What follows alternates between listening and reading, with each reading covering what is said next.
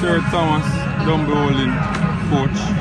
What you thought, getting another win, against a Vere team, a stubborn defending team like Vere? Vere is also a tough team to play against. They defend resolutely.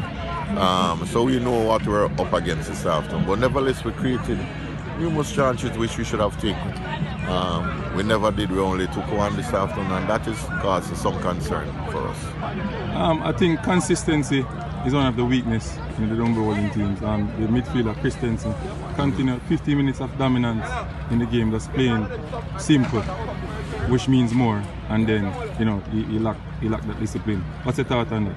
I agree with you. It's something we're working on. It's something we have worked on, and he has improved some in many areas.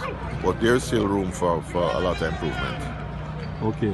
Thank you very much for the interview, and I wish you all the best going forward. Thank you very much, sir.